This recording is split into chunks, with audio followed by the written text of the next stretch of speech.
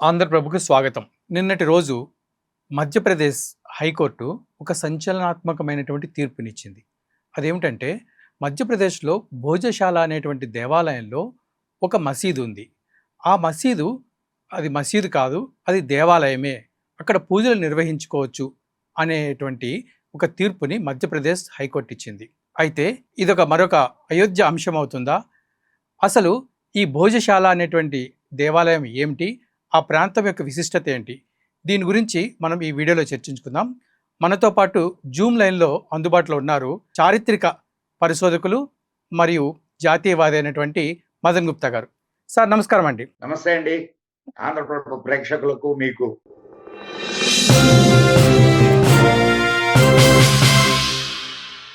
Sir నిన్న మధ్యప్రదేశ్ ఇచ్చినటువంటి high court ఇచ్చినటువంటి తీర్పు ఈ భోజశాల దేవాలయంలో ఉన్నటువంటి మసీదు అంశము. సో అసలు దీని గురించి కొంచెం మా ప్రేక్షకులకు తెలియజేస్తారా? తప్పకుండా అండి. తప్పకుండా తెలుసుకోవాల్సినటువంటి విషయం. సార్ ఏమనుకోకపోతే మీ వయసు ఎంత ఉంటుంది? సార్ నాకు 50 సంవత్సరాలు సార్. 50 సంవత్సరాలు. అయితే మీ చిన్నప్పుడు భోజరాజు కథలు వినుంటారు. అవును సార్. మనకున్నటువంటి గొప్ప గొప్ప మహారాజుల్లో భోజరాజు ఒకడు. సార్ పెద్దవాళ్ళు ఏం చెప్పేవాళ్ళంటే, భోజరాజు ముఖం చూస్తే కవిత్వం వస్తుంది అని చెప్పేవాళ్ళు. సార్ ఆయన దగ్గర అద్భుతమైనటువంటి కవులు ఉన్నారు. కాళిదాసు, దండి, ధనపాలుడు, భవభూతి, వీళ్ళందరూ కాళిదాసు ఆస్థాన విద్వాంసులు. 500 మంది పండితుల్ని ఆయన ఆయన ఆదరించేవాడు.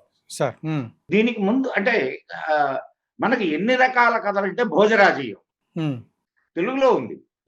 భోజరాజీయం అండ్ సాలభంజికల కథలు మీరు చిన్నప్పటి నుంచి వినుంటారు. అవును సార్, భోజరాజు కథలు విన్నాం. ఎంత గొప్ప మహారాజు కాకపోతే ఆయన గురించిన ఇంటి కథలు ప్రచారంలోకి వస్తాయి. ఒకరు విక్రమార్కుడు, అటువంటి కథలే విక్రమార్కుడి గురించి కూడా ఉన్నాయి.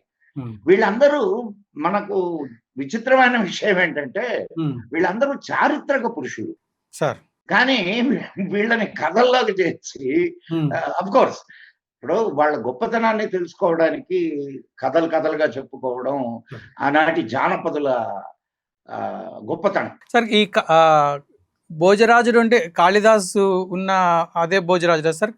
భోజరాజు ఆస్థానంలో కాళిదాసు ఉండేవారు కదా. మీకు కొంత చరిత్ర మీకు చెప్తే మీకు ఇంకొంత అవగాహన ఉంటుంది.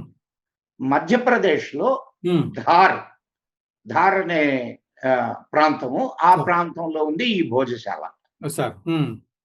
ఈ ధార్ అనే ప్రాంతము మాల్వా రీజియన్ లోది.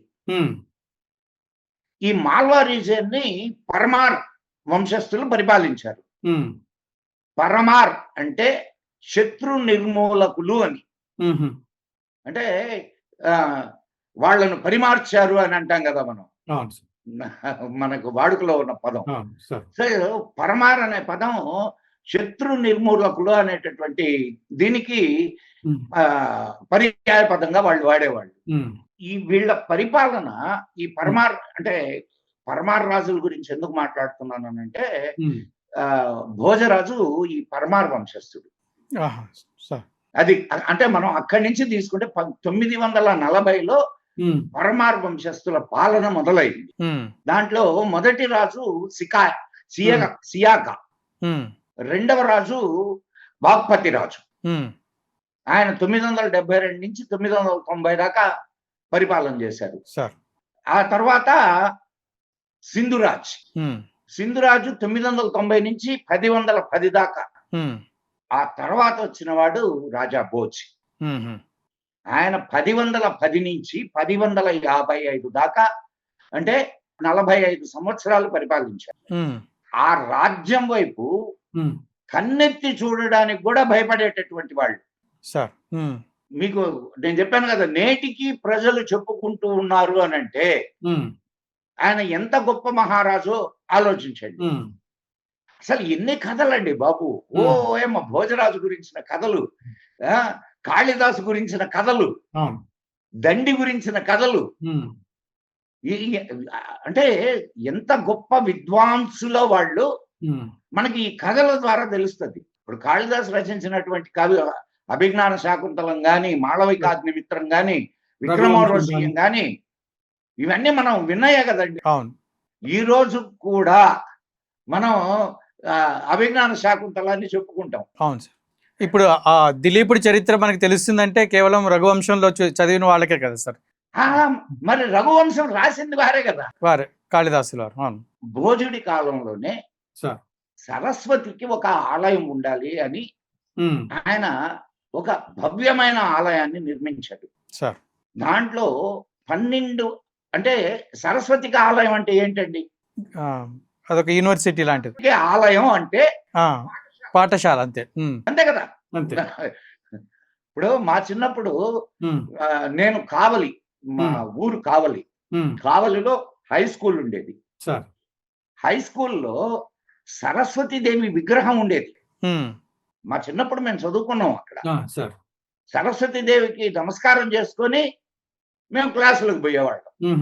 సో ప్రతి పాఠశాల ఒక సరస్వతి దేవాలయమే. సరస్వతి దేవాలయం. ఇక్కడ ప్రత్యేకంగా భోజరాజు సరస్వతీదేవి ఆలయంగా ఆ పాఠశాలను నిర్మించాడు సార్. చాలా పెద్ద ప్రెమిసిస్. తర్వాత నేను చెప్పాను కదా 1200 మంది దాంట్లో అధ్యాపకులు ఉండేవాళ్ళు. 1200 మంది. అంటే ఇంకా ఎన్ని సబ్జెక్టులు అక్కడ నేర్పించబడే అనేది యూ కెన్ ఇమాజిన్. మామూలుగా మనకేం చెప్తూ ఉంటారంటే నలంద, తక్షశిల, 2-3 విశ్వవిద్యాలయాలు. కానీ భారతదేశంలో 1200 విశ్వవిద్యాలయాలు ఉండేవి సార్. 1200 విశ్వవిద్యాలయాలు, ఉచ్చ విద్యాలయాలు, ఉన్నత విద్యాలయాలు, ప్రాథమిక విద్యాలయాలు ఇవన్నీ కాకుండా 1200 ఉండేవి.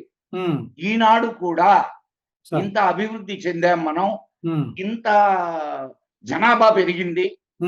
అప్పుడు మాక్సిమం అంటే 30 కోట్ల జనాభా ఉండేది, 25 నుంచి 30 కోట్ల జనాభా ఉండేది మొత్తం భారతదేశంలో. భారతదేశం మొత్తం మీద 30 కోట్ల జనాభా ఉంటే వాళ్ళకు 1200 విశ్వవిద్యాలయాలు, యూనివర్సిటీస్ మనకి ఎన్ని ఉండాలి? అంటే విద్యకు అత్యంత ఉన్నతమైన ప్రముఖమైన స్థానాన్ని ఆనాటి పాలకులు ఎవరైనా కానివ్వండి, నేను ఐఎమ్ నాట్ టాకింగ్ అబౌట్ ఆనాడు ఉన్నటువంటి రాజులందరూ ఇచ్చారు. మా ఈ సామ్రాజ్యానికి పక్కనే, ఈ మాల్వా సామ్రాజ్యానికి పక్కనే, అంటే మాల్వా అంటే నథింగ్ బట్ మన ఈరోజు మనం వెళ్తున్నాం కదా మహాకాల్, ఉజ్జయిని, మహాకాళేశ్వరం, ఉజ్జయిని కూడా ఉజ్జయిని వాళ్ళ రాజధాని. మన సోమనాథ దేవాలయాన్ని దోచుకోవడానికి వచ్చినటువంటి వాడు కూడా ఈ మాల్వా సామ్రాజ్యం మీదుగా రాకుండా వేరే దిశగా వచ్చి దోచుకొని వేరే దిశగా వెళ్ళిపోయాడు. అంటే అంత భయం మాల్వా సామ్రాజ్యం అంటే, అంత భయం ఉండేది, అంత పటిష్టమైనటువంటి సామ్రాజ్యం. ఇప్పుడు ఏ సామ్రాజ్యం అయినా వీకెస్ట్ పీపుల్ ఉన్నా లేదా ఇప్పుడు కొంత ఒడిదుడుకులకి లోనవుతుంది. తర్వాత ఢిల్లీ సింహాసనం ఆక్రమించబడిన తరువాత 1401లో అక్కడ దానికంటే ముందు ఖిల్జీ సేనాని అయాన్ అల్ ఉల్ ముల్తానీ వాడి పేరు, వాడు ఇక్కడ యుద్ధం చేసి ఈ రాజ్యాన్ని జయించాడు. అక్కడితో అంటే లాస్ట్ మహాకాల దేవ్ అనేవాడు పరమార రాజ్యం ఆఖరి రాజు.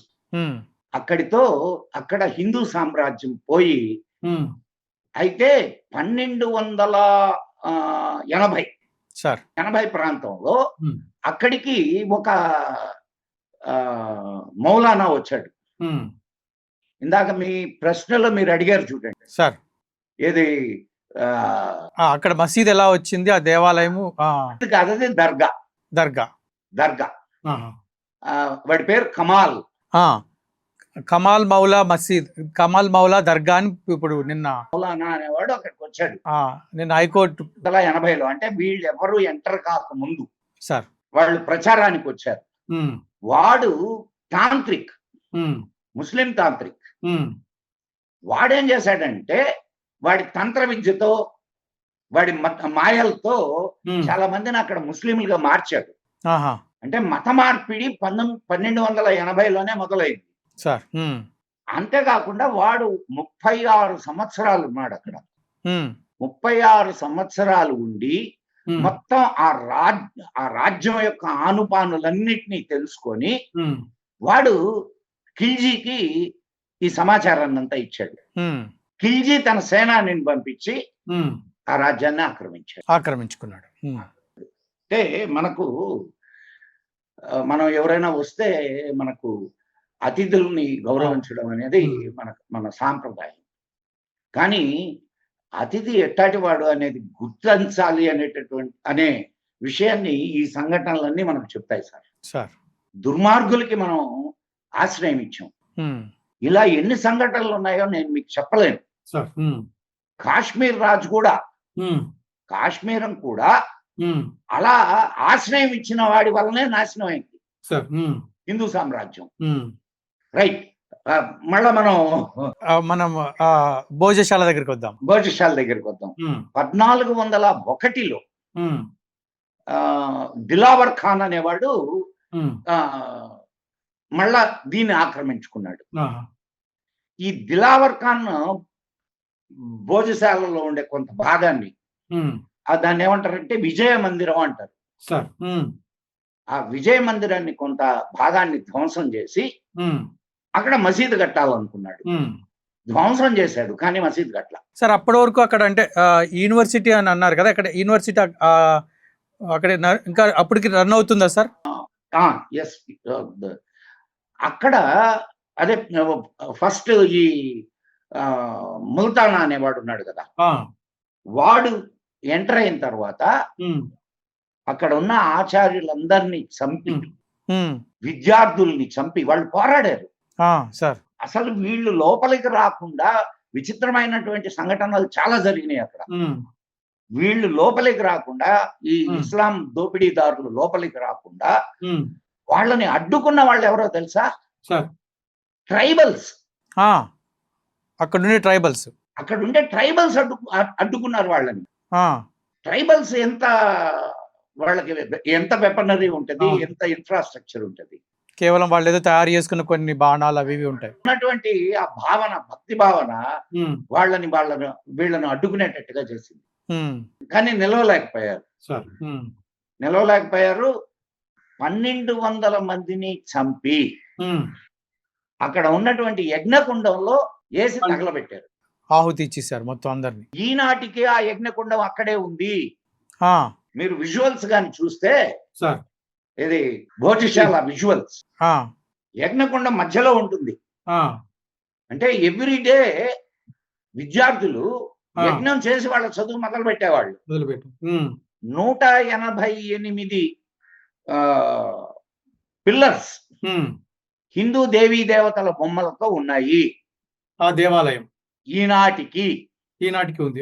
ఈనాటికి గుడ్డివాడు చేతితో తడిమితే కూడా ఇది హిందూ దేవాలయం అని చెప్తాడు. కాకపోతే మన రాజ్యాంగం, మన న్యాయ వ్యవస్థ అంటే మన పాలకులు ఎట్లా తయారయ్యారంటే కాగితాల మీద ఉంటే తప్ప మేము నమ్మం అనే పరిస్థితి.